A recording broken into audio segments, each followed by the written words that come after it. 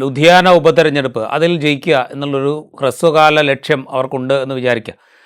അങ്ങനെ ആ ലക്ഷ്യത്തോടുകൂടിയാണ് ശ്രമിക്കുന്നത് എങ്കിൽ ഈ കർഷകർ എന്ന് പറഞ്ഞാൽ വലിയ കമ്മ്യൂണിറ്റിയാണ്, പ്രത്യേകിച്ച് പഞ്ചാബിനെ സംബന്ധിച്ച് വലിയ സ്വാധീനമുള്ള കമ്മ്യൂണിറ്റിയാണ്.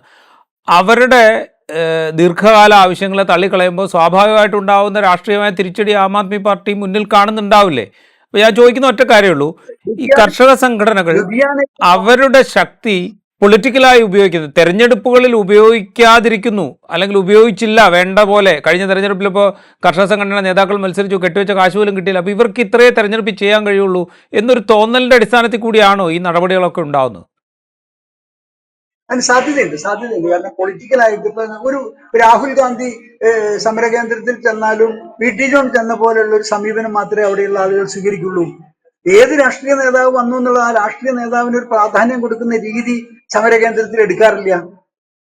കാരണം ഒരു രാഷ്ട്രീയ പാർട്ടിയുടെ നേതാവിനോ ആ രാഷ്ട്രീയ പാർട്ടിയുടെ മുഖത്തിനോ പ്രാധാന്യം കൊടുക്കാതെ അവര് കർഷക സംഘടനകളെ ബഹുമാനിക്കും. ഏത് രാഷ്ട്രീയ പാർട്ടിയുടെയും കർഷക സംഘടനയെ ബഹുമാനിക്കും, ആ കർഷക സംഘടനകൾക്ക് സ്വീകാര്യതയും കൊടുക്കും. പക്ഷേ ഒരു രാഷ്ട്രീയ പാർട്ടി നേതാവിനെയും സ്വീകരിക്കുക എന്ന് പറയുന്ന സമീപനം കർഷക സമരത്തിൽ ഉണ്ടായിരുന്നില്ല. ഇപ്പൊ ഈ രണ്ടാം കർഷക സമരത്തില് സ്പെസിഫിക് ആയിട്ട് അത് ആ തരത്തിൽ തന്നെയാണ് പോയിട്ടുണ്ടായിരുന്നത്. ഒന്നാം കർഷക സമരത്തിൽ അതൊരു അതിനേക്കാൾ അപ്പുറത്തേക്കുള്ള ഒരു തലത്തിലാണ് കൊണ്ടുപോയത്. രണ്ടാം കർഷക സമരത്തിൽ കർഷകരും തൊഴിലാളികളും അടങ്ങുന്ന ആദിവാസി ഗ്രൂപ്പുകളും അടങ്ങുന്ന ഒരു മൂവ്മെന്റ് ആയിട്ടല്ലാതെ അതിനപ്പുറത്തേക്ക് ഒരു പൊളിറ്റിക്കൽ പാർട്ടിയുടെയും കർഷക സംഘടനകളുടെ സാന്നിധ്യം അവിടെ ഉണ്ടായിരുന്നില്ല.